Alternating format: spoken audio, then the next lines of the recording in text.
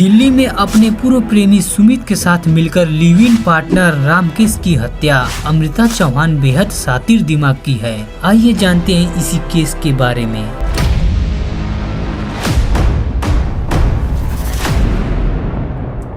दिल्ली जहां हर गली में कोई न कोई अपने सपनों का पीछा कर रहा होता है। इन्हीं में से एक था रामकेश मीणा, 32 वर्षीय युवक जो राजस्थान से आया था। उसका लक्ष्य साफ था, IAS बनना। गांधी बिहार की एक छोटी रूम में वह UPSC की तैयारी कर रहा था। दिन रात किताबों में डूबा रहता, घर वालों से ज्यादा बात नहीं करता, बस पढ़ाई और सपनों की दुनिया में खोया रहता। लेकिन कोई नहीं जानता था कि उसी कमरे में एक दिन ऐसा हादसा होगा जिससे दिल्ली पुलिस तक हिल जाएगी। ये कहानी है मेहनत, प्यार, शक और धोखे की, जहां एक विद्यार्थी की मौत ने सबको सन्न कर दिया। मई 2025 में राकेश की जिंदगी में आई अमृता चौहान। उम्र सिर्फ 21 साल, फॉरेंसिक साइंस की छात्र और देखने में बेहद आत्मविश्वासी। मुलाकात कोचिंग सेंटर में हुई और जल्द ही दोस्ती प्यार में बदल गई। अमृता ने अपने परिवार से नाता तोड़ लिया और राकेश के साथ लिव इन में रहने लगी। आस पड़ोस वाले इन्हें आदर्श जोड़ी मानते थे, पर अंदर से रिश्ता धीरे धीरे टूट रहा था। पढ़ाई और भावनाओं के बीच खिंचाव बढ़ता गया। राकेश गंभीर था, लेकिन अमृता को उसमें नियंत्रित करने की आदत दिखने लगी। उनके बीच छोटी छोटी बातों पर झगड़े शुरू हो गए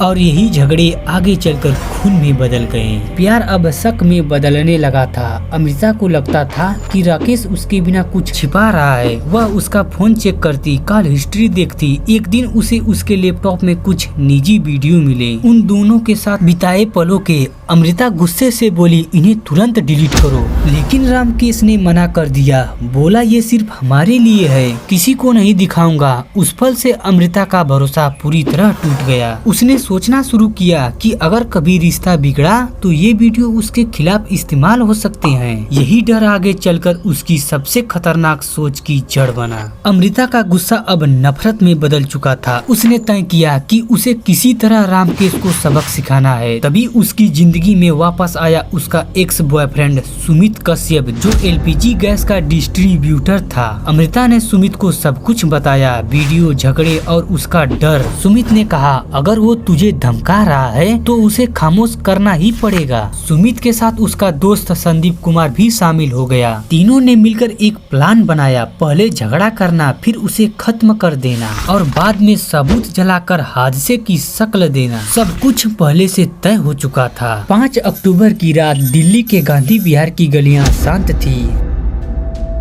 रामकेश अपने कमरे में पढ़ाई कर रहा था, जबकि अमृता ने खाने का बहाना बनाकर उसे बातचीत में उलझा लिया। तभी अचानक सुमित और संदीप अंदर घुस आए। पहले उन्होंने झगड़ा करने का नाटक किया, फिर सबने मिलकर रामकेश को पकड़ा। अमृता ने तकिया उसके मुंह पर दबाया और सुमित ने रस्सी से गला घोट दिया।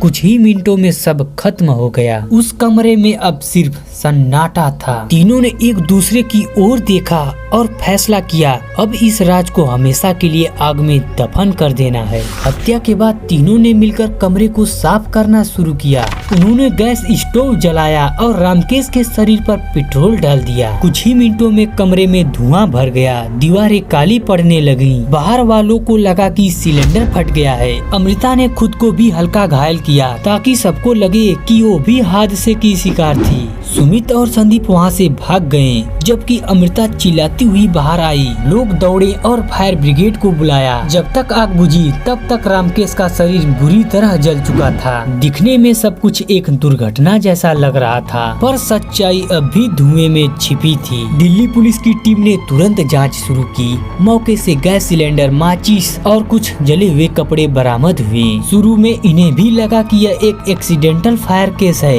लेकिन फॉरेंसिक टीम ने जब रिपोर्ट दी तो सब कुछ बदल गया। रिपोर्ट में सामने आया कि शरीर पर गला घोटने के निशान थे, यानी जलने से पहले ही मौत हो चुकी थी। पुलिस ने शक के दायरे में अमृता को लिया, क्योंकि उसी के बयानों से विरोधाभास था। वह हर बार कहानी थोड़ा थोड़ा बदल देती थी। यहीं से पुलिस को लगा यह महज हादसा नहीं, बल्कि एक सोची समझी साजिश थी। जांच के दौरान पुलिस ने रामकेश के फोन और लैपटॉप को फॉरेंसिक लैब भेजा। उसमें मिले निजी वीडियो और चैट्स ने कहानी का पूरा रुख ही बदल दिया। एक चैट में अमृता ने लिखा था, अब अब बहुत हो गया, वो खुद को भगवान समझता है। उसके अलावा सीसीटीवी फुटेज में भी सुमित और संदीप की हरकतें रिकॉर्ड हुई थी। पुलिस ने दोनों को ट्रैक किया और एक ही दिन गाजियाबाद से गिरफ्तार कर लिया। पूछताछ में सुमित ने सब कबूल किया। उसने बताया कि अमृता ने ही साजिश रची थी। उसका मकसद था रामकेश को खत्म कर देना और सबूत जलाकर सब कुछ छिपा देना। सुमित के इकबालिया बयान के बाद पुलिस ने अमृता को गिरफ्तार कर लिया। पूछताछ के दौरान वह पहले रो रही थी, फिर अचानक बोली, हाँ मैंने किया है, लेकिन मजबूरी थी। उसने बताया कि वह बार बार धमकियों से डर गई थी। उसे लगा कि अगर रिश्ता टूटा तो रामकेश वीडियो वायरल कर देगा। पुलिस ने कहा पर किसी को मारना समाधान नहीं। अमृता चुप रही। उसी वक्त मीडिया को भी खबर लग गई और यह केस सुर्खियों में छा गया। यूपीएससी एस्पिरेंट मर्डर दिल्ली के हर चैनल पर लगने लगा। एक पढ़ी लिखी लड़की ने अपने प्रेमी की जान ली।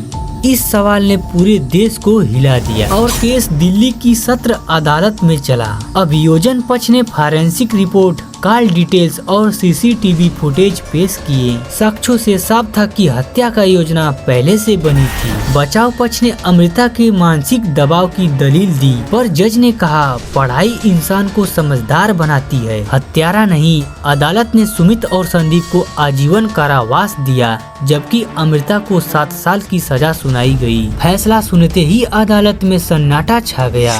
वही लड़की जो कभी यूपीएससी अफसर बनना चाहती थी, अब जेल की दीवारों के बीच अपने सपनों की राख में दबी थी। तिहाड़ा जेल की 4 दीवारी में थी। दिन भर खामोश रहती, किसी से ज्यादा बात नहीं करती।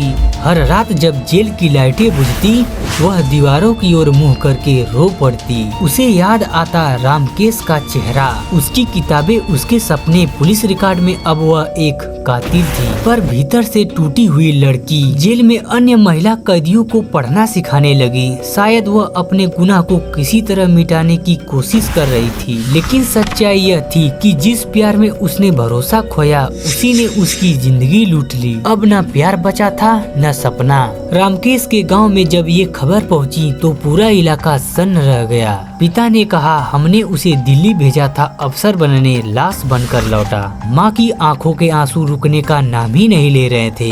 भाई बोला, भाई साहब ने कभी किसी का बुरा नहीं चाहा, फिर उसके साथ ऐसा क्यों हुआ?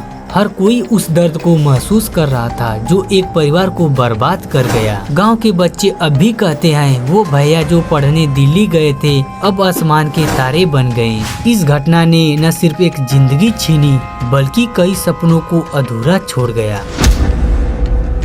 इस केस ने पूरे समाज को झकझोर दिया। सोशल मीडिया पर बहस शुरू हुई, क्या प्यार में भरोसा इतना नाजुक हो गया है कि जान ले ली जाए? कई मानव वैज्ञानिकों ने कहा कि आज के रिश्ते जल्दबाजी और शक पर टिके हैं। अगर अमृता ने बात की होती या किसी काउंसलर से मदद ली होती तो शायद ये अंजाम नहीं होता। कानून सख्त है पर भावनाएं उससे भी ज्यादा खतरनाक हो सकती हैं। इस केस ने यह भी सिखाया कि कैमरे और सोशल मीडिया के दौर में निजी चीजों की सुरक्षा कितनी जरूरी है। एक गलती पूरी जिंदगी तबाह कर सकती है। दिल्ली पुलिस ने इस केस को एक मर्डर इन्वेस्टिगेशन कहा। अधिकारियों ने बताया कि फॉरेंसिक साइंस और डिजिटल साक्ष्यों की मदद से यह मामला सुलझा। अगर वो वीडियो, चैट और सीसीटीवी फुटेज न होते तो शायद यह केस हादसा बनकर रह जाता। मीडिया रिपोर्ट्स के बाद कई कोचिंग सेंटरों ने अपने छात्रों को रिलेशनशिप में सावधानियां बरतने की सलाह दी। पुलिस ने भी युवाओं के लिए एक सेमिनार शुरू किया, प्यार में नहीं पढ़ाई में आग जलाओ। यह केस आने वाले समय में जांच एजेंसियों के लिए एक मिसाल बन गया, जिसने साबित किया कि सच्चाई चाहे कितनी देर से आए छिप नहीं सकती। रामकेश का सपना था IAS बनकर देश बदलना। अमृता का सपना था एक स्थिर जीवन, पर जब प्यार में शक ने जगह ली तो दोनों के सपने राख बन गए। यह कहानी सिर्फ एक हत्या की नहीं बल्कि भरोसे के टूटने की कहानी है। आज भी गांधी बिहार का वह कमरा बंद है जहाँ कभी किताबों की खुशबू थी, अब सिर्फ राख की गंध है। पड़ोसी कहते हैं रात में वहाँ से पन्ने पलटने की आवाज आती है। शायद किसी अधूरे सपने की चीख अब भी वहाँ गूंजती है। यह केस हमेशा याद दिलाएगा, प्यार तभी खूबसूरत है जब उसमें सम्मान और भरोसा हो।